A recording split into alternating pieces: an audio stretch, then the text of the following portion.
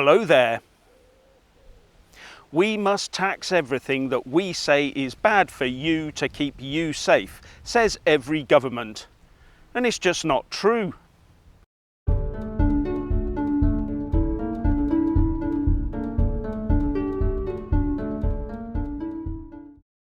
As far as I'm concerned, this latest policy from the Japanese government is clear proof that when those in power tax something, it's to get their hands on our money, not actually change our behaviour too much.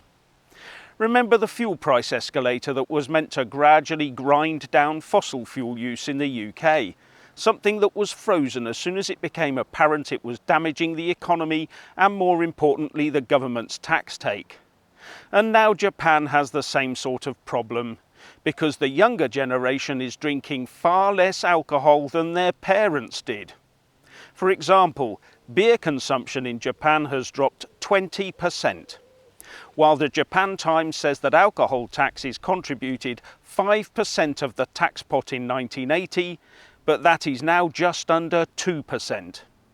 And this is hitting Japan's tax bottom line very hard.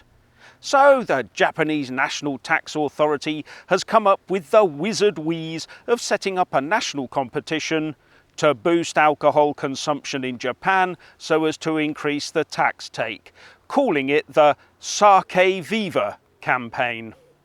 With the BBC reporting, it wants contestants to come up with promotions, branding and even cutting-edge plans involving artificial intelligence.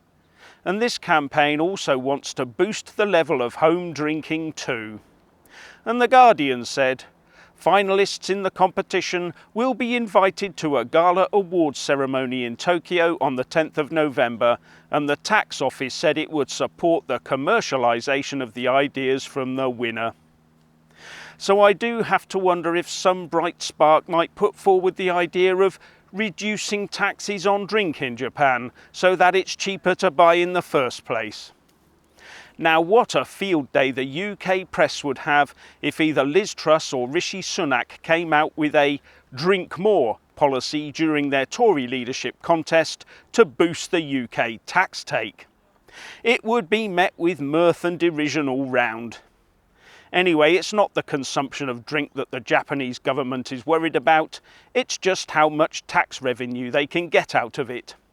So my instant fact check on the claim that taxing the like of booze is about saving lives is to call that claim utterly false. And I wonder what the Japanese health bods think about this. Well, I gather they just said, please remind people to drink sensibly. Not exactly a robust condemnation of drinking alcohol, is it? But if drinking in Japan is down, surely that's good in the long term. Fewer ill people needing hospital attention, fewer accidents, and fewer days off work with hangovers. And if people aren't spending money on booze, then they'll be spending it on something else. So why not just tax that? So nothing here really adds up to me. Could there be some other driver at play here?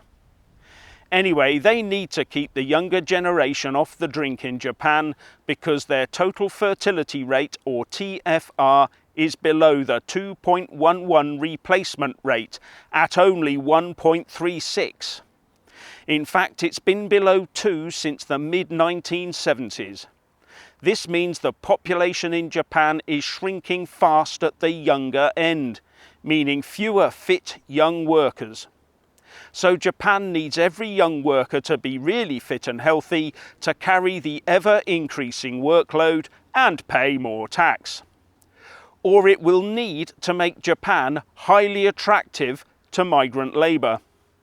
Or as a last resort, somehow convince Japanese youngsters to get together and have more children. Now I wonder if boosting alcohol consumption could help with that.